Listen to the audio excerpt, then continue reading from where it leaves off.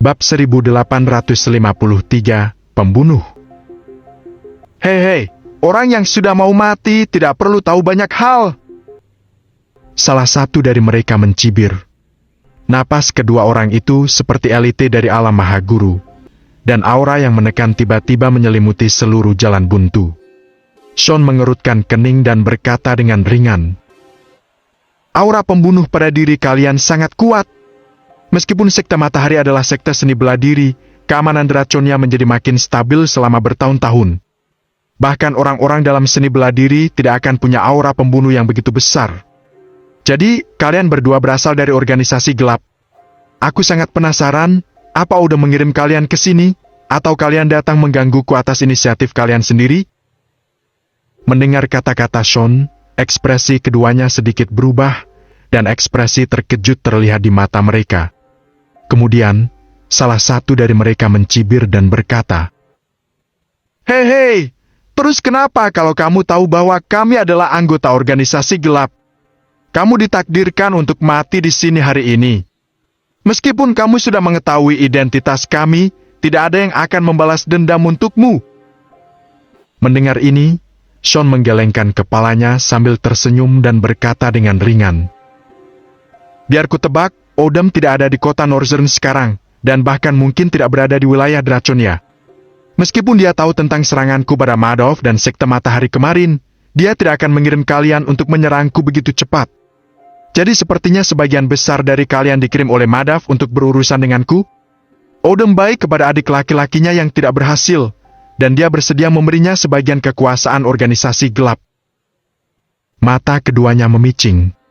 Mereka berdua tidak pernah mengatakan sepatah kata pun tentang identitas mereka dari awal hingga akhir, tetapi Sean bisa menebak asal-usul mereka. Bahkan Sean bisa menebak orang di belakang mereka yang meminta mereka untuk melakukan ini. "Melihat kalian seperti ini, aku tahu tebakanku benar lagi. Bukankah Madoff memberitahu kalian bahwa Mahaguru bukan lawanku?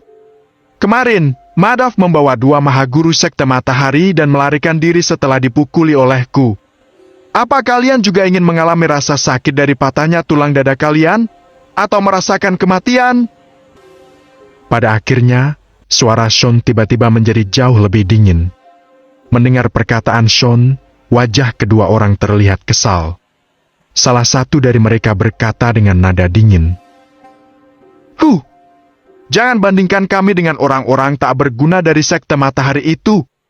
Keduanya ada pada alam Mahaguru. Aku sendiri bisa membunuh 3 tetua alam Mahaguru dari sekte matahari." Sekte matahari adalah sekte terkenal di kota Northern bahkan Draconia. Namun, karena Draconia melarang pertarungan pribadi di antara para ahli bela diri, sekte seni bela diri seperti sekte matahari jarang mempunyai kesempatan untuk bergerak pada tahun-tahun belakangan ini. Seiring waktu, orang-orang dari sekte terkenal seperti sekte matahari, yang seharusnya memiliki kekuatan di atas ahli bela diri dari alam yang sama, menjadi makin tidak tertahankan. Sementara orang-orang dari organisasi gelap, meskipun mereka tidak tahu apa yang telah mereka rencanakan secara diam-diam selama ini, mereka pasti memiliki kesempatan untuk bergerak. Sebuah pemulihan sepanjang tahun, hampir dalam keadaan pensiun. Yang lainnya melawan orang-orang sepanjang tahun, dan bahkan sering berada di ambang hidup dan mati. Kekuatan keduanya tentu saja tidak sama. Meskipun mereka adalah ahli bela diri dari alam yang sama, aku rasa mudah saja bagi orang-orang dari organisasi gelap untuk membunuh orang-orang sekte seni bela diri di sekte matahari. Benarkah? Jadi, sepertinya kalian sangat yakin dengan kekuatan kalian sendiri? Sean berkata sambil tersenyum menghina. Kedua pembunuh dari organisasi gelap langsung bergegas ke arah Sean tanpa banyak omong kosong lagi. Keduanya menyerbu Sean sambil memegang sebuah belati di masing-masing tangan mereka. Panjang belati itu hanya sekitar 10 cm, tetapi cahaya dingin yang bersinar pada bilahnya menunjukkan ketajaman dan kehebatan belati ini. Dalam sekejap, cahaya dingin berkedip di seluruh jalan buntu, dan kedua pembunuh itu menikam Sean dengan 2 belati dari 2 arah. Namun, Sean tidak melakukan gerakan apapun, seolah-olah dia tidak melihat kedua pembunuh dan belati di tangan mereka sama sekali. Melihat belati di tangannya akan jatuh mengenai Sean, para pembunuh dari dua organisasi gelap tersenyum senang. Tidakkah terlalu dini untuk merasa senang? Namun, saat senyum mereka muncul, suara acuh tak acuh Sean memasuki telinga mereka. Ekspresi keduanya berubah dan mereka segera menyadari ada yang tidak beres. Karena Sean dapat dengan mudah mengalahkan atau bahkan melukai dua tetua alam Mahaguru dari Sekte Matahari, itu berarti kekuatan Sean sama sekali tidak mungkin lebih lemah dari mereka berdua. Dengan kekuatan seperti itu, bagaimana mungkin Sean gagal menangkap gerakan mereka, atau bahkan jejak gerakan belati di tangan mereka? Kalaupun Sean tidak bisa menahan belati mereka, dia pasti bisa menghindar sebelum belati menembus tubuhnya.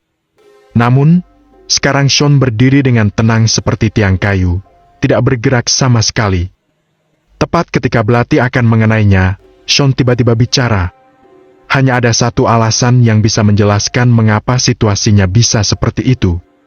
Artinya, Sean sama sekali tidak takut dengan belati di tangan mereka. Sean bahkan sengaja tidak menghindar, menunggu keduanya menyerangnya. Tidak bagus! Mundur! Salah satu dari mereka tiba-tiba berteriak. Belati yang mereka tusukkan pada Sean segera ditarik, dan keduanya segera mundur. Kalian masih berpikir bisa pergi? Sebelum mereka berdua mundur beberapa langkah, suara tawa Sean terdengar lagi. Detik berikutnya, keduanya hanya merasakan tekanan di leher mereka.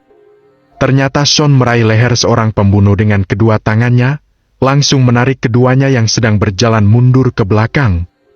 Kekuatan mengerikan meletus seketika, dan kedua pembunuh itu bahkan tidak sempat bereaksi, mereka hanya merasakan sakit yang tajam di kepala mereka. Ketika mereka sadar, mereka saling melihat wajah dari sangat dekat. Ada memar besar di dahi mereka. Jelas bahwa mereka berdua baru saja bertabrakan sebelum ini terjadi. Mata keduanya saling memandang, mereka sudah diliputi kepanikan.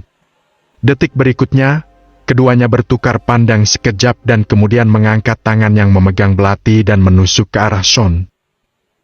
Saat ini, apa kamu masih belum mati? Sean berkata dengan santai.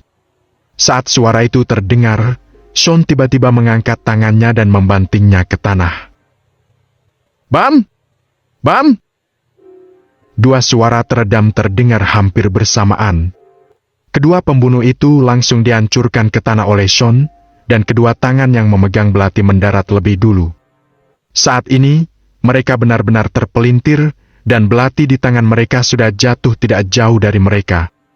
Mereka berdua segera menjadi kacau dan sebagai pembunuh, mereka tahu bahwa ini adalah awal dari keadaan tidak sadar. Tanpa berpikir terlalu banyak, keduanya langsung menggigit ujung lidah mereka dengan keras. Mereka berdua yang sebelumnya hampir pingsan langsung terbangun. Bab 1854, Rentan. Kemauannya cukup bagus. Sepertinya Odem sudah bekerja keras saat melatih kalian. Apa kalian semua diburu oleh Odem dari berbagai kekuatan?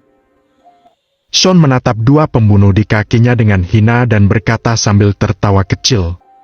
Mendengar suara Sean, kedua pembunuh itu gemetar dan ekspresi ketakutan muncul di mata mereka.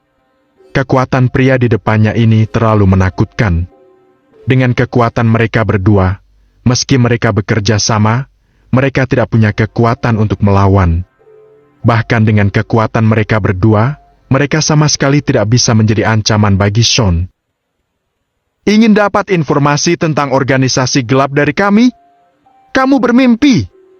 Kalau kamu punya nyali, bunuh kami sekarang, dan orang-orang dari organisasi gelap pasti akan membalas dendam untuk kami. Kekuatanmu sangat besar, tapi ada banyak orang di organisasi gelap yang lebih kuat dari kami berdua. Tidak mungkin kamu bisa meninggalkan kota Northerns hidup-hidup di tangan mereka.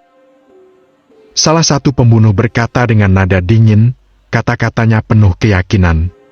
Mendengar ini, Sean menggelengkan kepalanya dan tersenyum, lalu berkata dengan santai. Kesadaran ideologis ini bagus, tapi ini tidak berguna bagiku sama sekali. Mau mati? Bagaimana bisa semudah itu?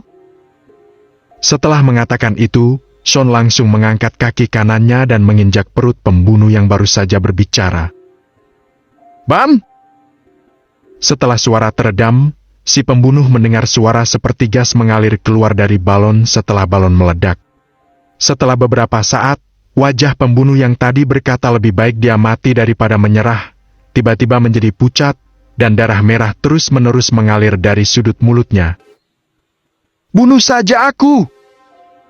Pembunuh itu berkata kepada Sean. Ketegasan tadi benar-benar sudah hilang dalam suaranya.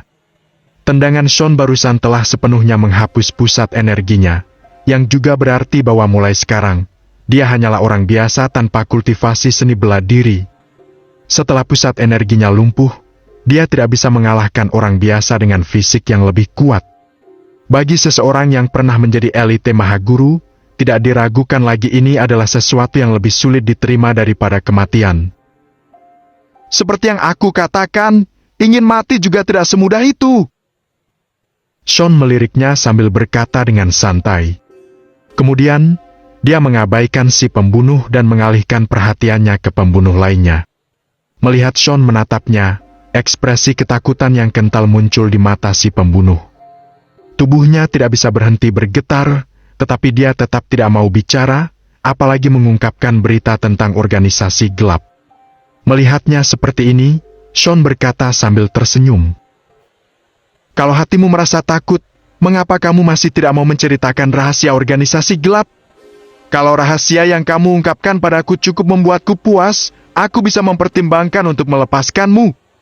Kamu tidak harus berubah dari elite Mahaguru menjadi orang tak berguna yang bahkan tak sebaik orang biasa seperti dia." Mendengar ini, tubuh pembunuh yang gemetar tiba-tiba bergetar lagi dan ada sentuhan emosi di wajahnya. Jika Sean langsung membunuhnya, mungkin dia tidak akan terguncang, tetapi Sean meraih hal-hal yang paling mereka hargai di hati mereka.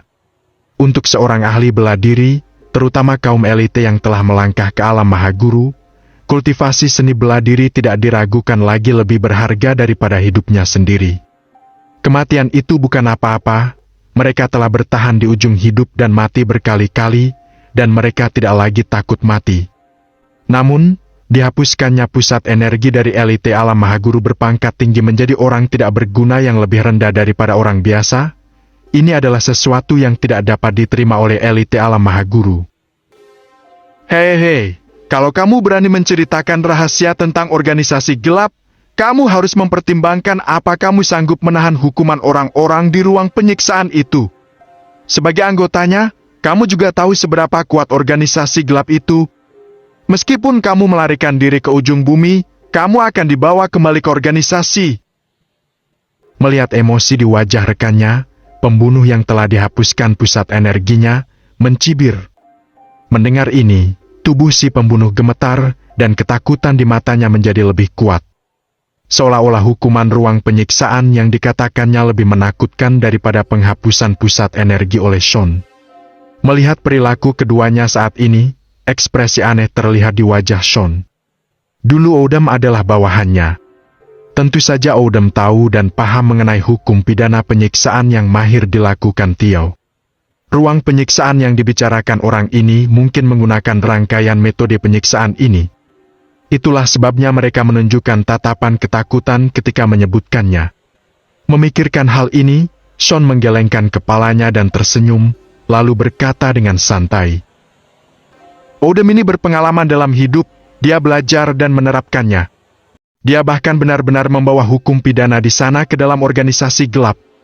Karena kalian tidak mau mengatakannya, aku tidak akan memaksa kalian. Seseorang tentu saja akan meminta kalian untuk berbicara dengan patuh dan mengatakan segalanya tentang organisasi gelap. Sambil berbicara, Sean menginjak perut pembunuh lainnya. PVFT! Setelah terdengar suara seperti balon bocor, wajah si pembunuh itu seketika menjadi pucat, dan kultivasi alam Mahagurunya segera terlumpuhkan. Sean mengabaikan mereka berdua dan langsung mengeluarkan ponselnya untuk menghubungi nomor Theo. Panggilan itu langsung terhubung, dan Sean berkata dengan acuh tak acuh. Jalan Vantage, bawa 2 orang ke sini.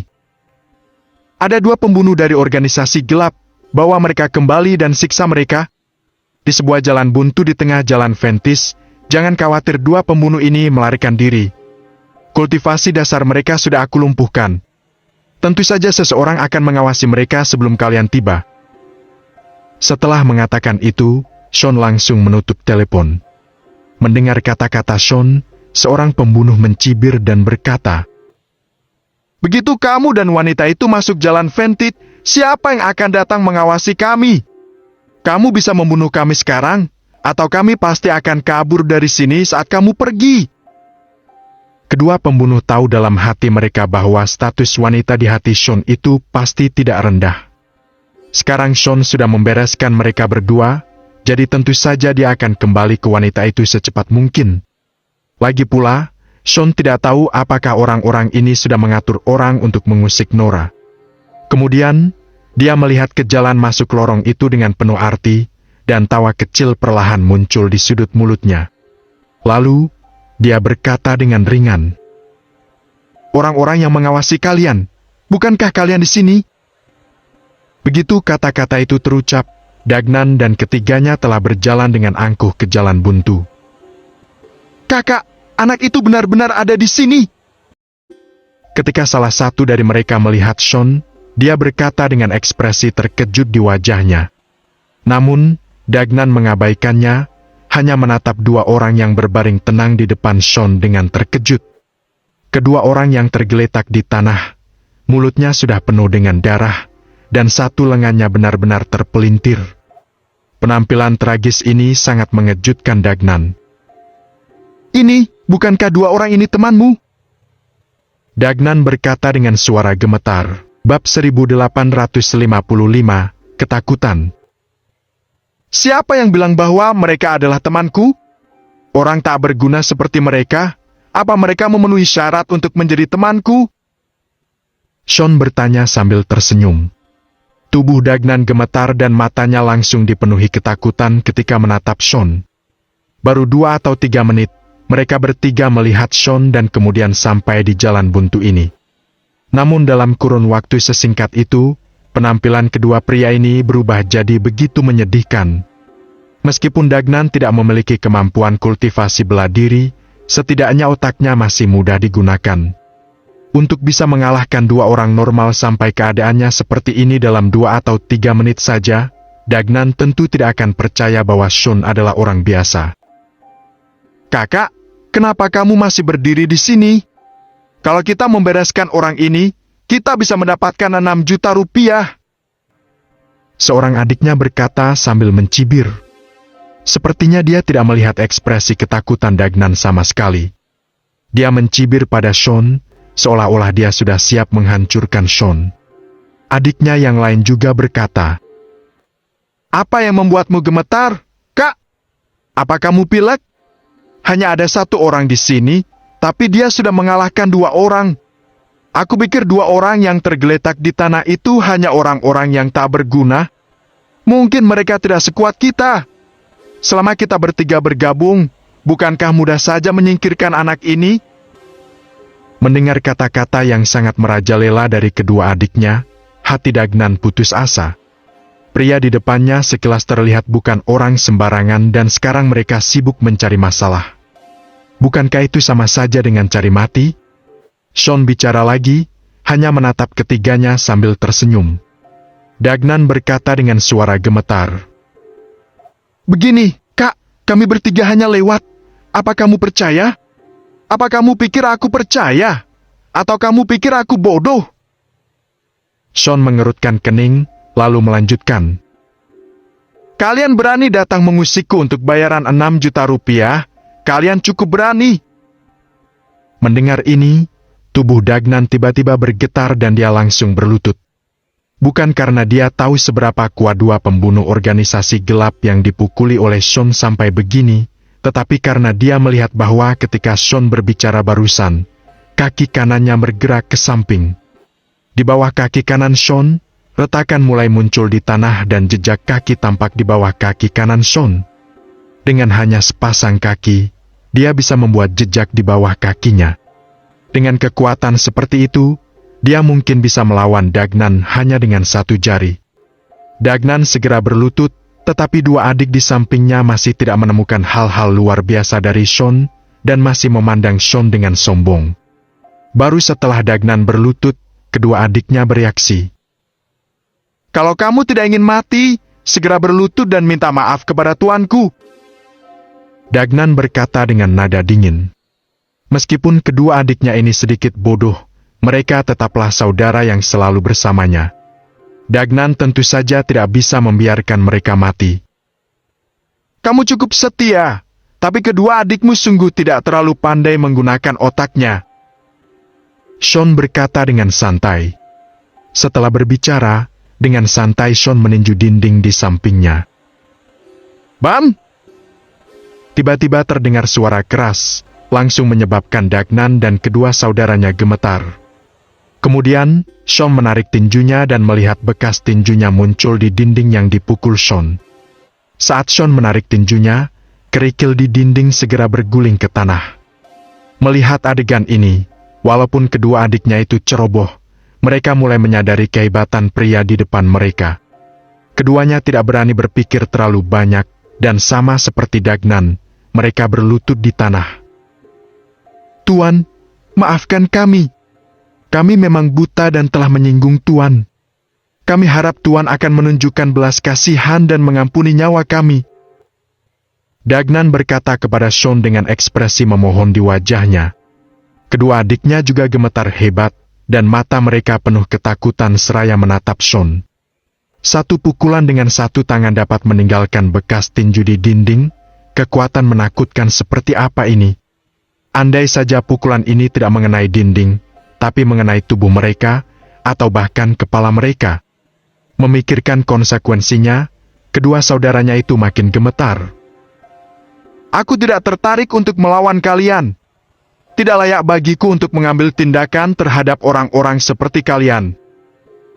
Sean menggelengkan kepalanya dan tersenyum, lalu melanjutkan. Aku akan memberi kalian 20 juta rupiah, dan kalian bertiga akan menjaga kedua orang ini untukku di sini. Orang-orangku akan datang dan membawa mereka pergi nanti.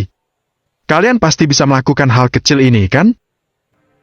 Mendengar ini, kedua adiknya buru-buru mengangguk dan setuju, dan salah satu dari mereka berkata, Jangan khawatir, tuanku, kami pasti akan mengawasi mereka berdua sebelum anggota Anda datang. Kedua adik itu setuju dengan gembira, tetapi wajah Dagnan kusut.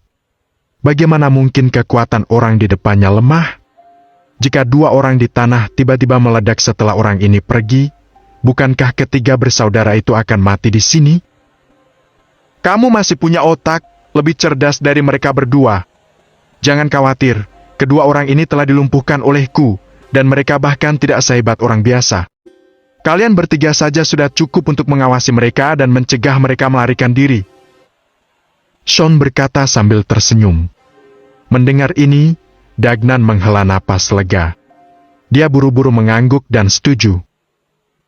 Jangan khawatir, Tuan, saya pasti akan membantu Anda mengawasi kedua orang ini. Ya, bagus sekali, kemarilah dan aku akan memberimu uang. Sean melambai pada Dagnan. Dagnan segera bangkit.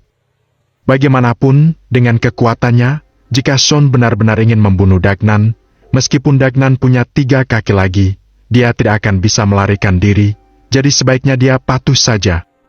Melihat tubuh Dagnan gemetar, Sean terkekeh dan berkata, Kenapa kamu gemetar? Aku tidak akan memukulmu. Ya, aku sudah tidak gemetar lagi. Dagnan cepat-cepat menjawab dengan penuh sanjungan. Melihatnya seperti ini, Sean menggelengkan kepala dan tersenyum. Kemudian, dia mentransfer 20 juta rupiah, menepuk pundak Dagnan dan berkata, Kalau kamu mengambil uangku, lakukanlah dengan baik. Kalau kamu berani melarikan diri dengan uangku, kamu tahu konsekuensinya. Jangan khawatir, tuanku. Meskipun aku pemalu, aku paling jujur. Hal ini sudah diketahui seluruh jalan Vantage. Dagnan menepuk dadanya dan meyakinkan. Sean terlalu malas menanggapinya. Integritas macam apa yang bisa dimiliki bajingan seperti itu? Menggunakan kekerasan untuk menghalanginya adalah cara termudah dan paling efektif. Kemudian, Sean meninggalkan jalan buntu itu. Ketika dia melewati kedua adiknya itu, tubuh keduanya tiba-tiba bergetar. Baru setelah benar-benar Sean pergi, kedua adik laki-laki itu berani berdiri dari tanah. "Kak, apa yang harus kita lakukan sekarang? Apa kita akan lari?" Seorang adik berbisik. Sambil berbicara, matanya terus melihat ke jalan masuk jalan buntu, seolah-olah dia takut Sean akan kembali. Bab 1856, akhir yang menyedihkan. Mendengar kata-kata adik ini, Dagnan menampar wajahnya. Plak! Bunyi tamparan yang tajam dan keras segera terdengar di sepanjang jalan buntu. Kemudian, Dagnan berkata dengan wajah suram. "Lari? Lari dengan uang tuan itu? Kalau kamu ingin mati, jangan bawa aku bersamamu. Aku belum cukup puas hidup." Mendengar ini, kedua adik itu langsung membalas. "Kakak, kamu pintar. Sekilas saja kamu bisa melihat hal-hal luar biasa dari tuan itu. Ya, ampun. Lihat saja bekas tinju ini. Bahkan memakai palu pun aku harus menghancurkannya dengan beberapa kali pukulan." Seorang adik berjalan ke bekas tinju di dinding dan mengaguminya. Dagnan dan adik yang barusan ditampar juga segera maju. Mereka melihat ada bekas tinju yang sangat jelas pada dinding yang terbuat dari marmer itu. Bekas tinju itu sedalam 2 atau 3 cm, dan bahkan retakan halus muncul di sekitar bekas tinju itu. "Kurasa tuan itu masih menahan kekuatannya saat dia meninju dinding. Kalau tidak, dengan kekuatannya, kemungkinan besar dia bisa menghancurkan dinding ini dengan 1 pukulan. Berkat kebaikan tuan ini, dia tidak menyerang kita. Kalau tidak, akhir terburuk kita akan sama dengan kedua orang ini." Dagnan menarik napas dalam-dalam dan berkata dengan suara yang dalam.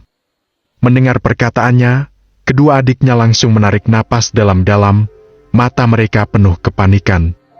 Kemudian, kedua adik itu menunjukkan ekspresi bahagia karena telah luput dari malapetaka.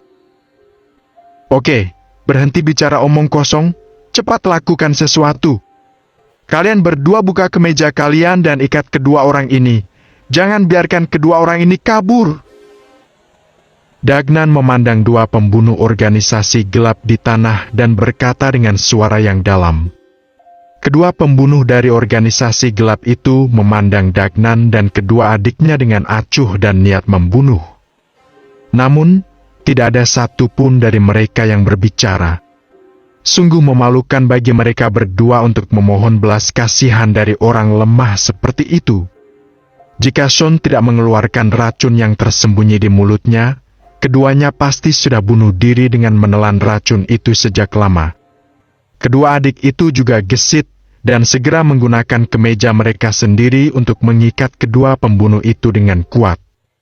Jika kekuatan Mahaguru dari kedua pembunuh itu masih ada, mereka dapat dengan mudah melepaskan diri dari belenggu seperti itu dan membunuh Dagnan bertiga.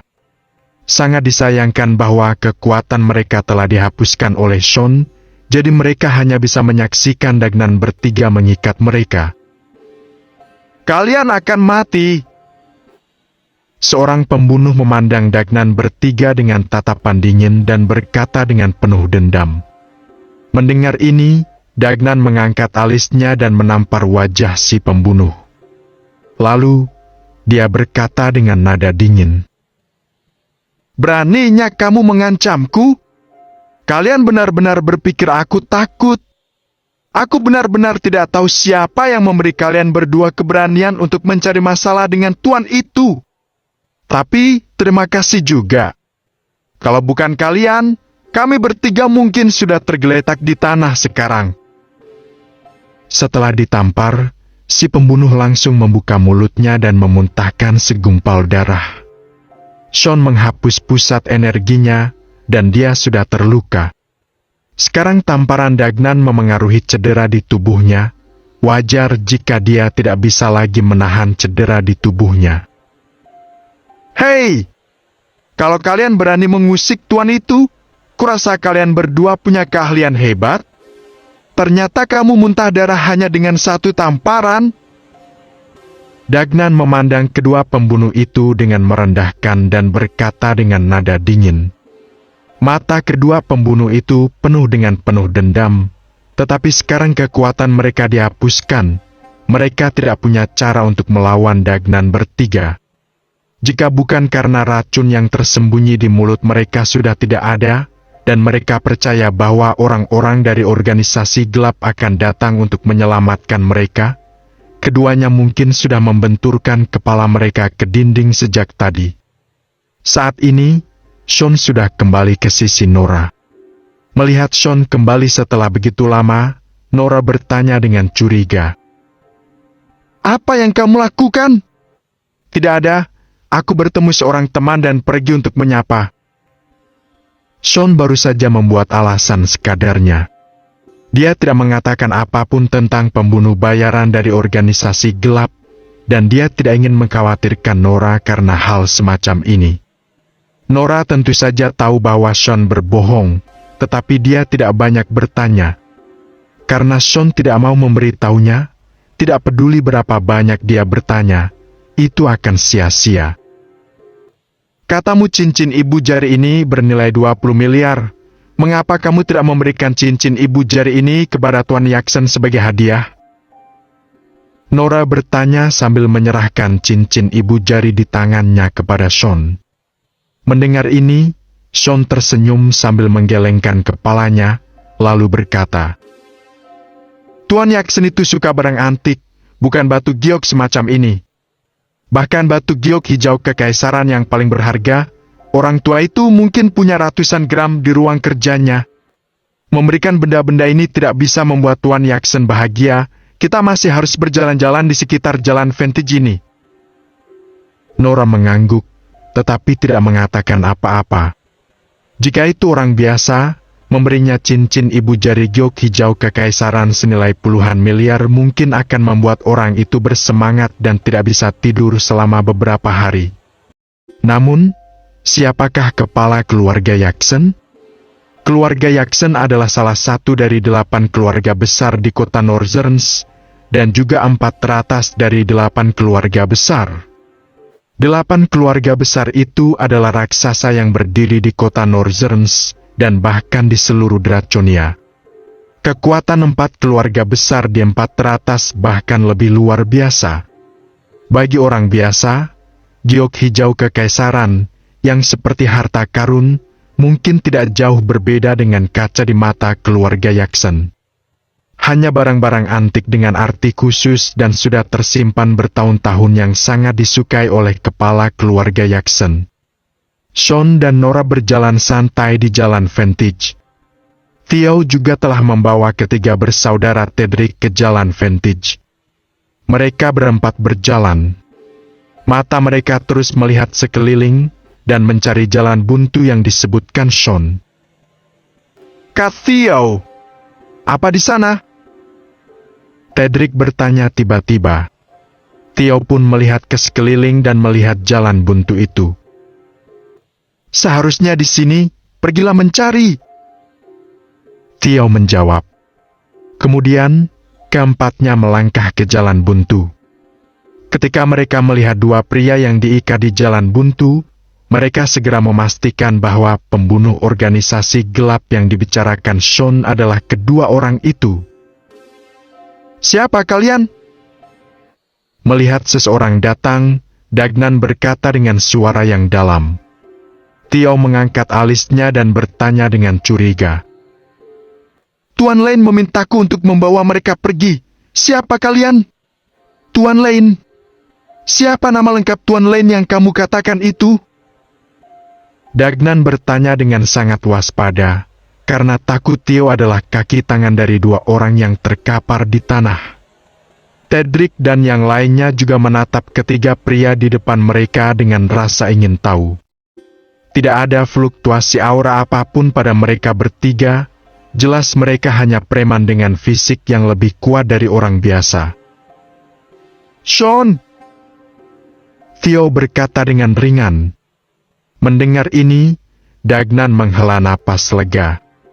Sudah dipastikan bahwa Theo dan 3 orang di depannya bukanlah kaki tangan 2 orang pembunuh itu.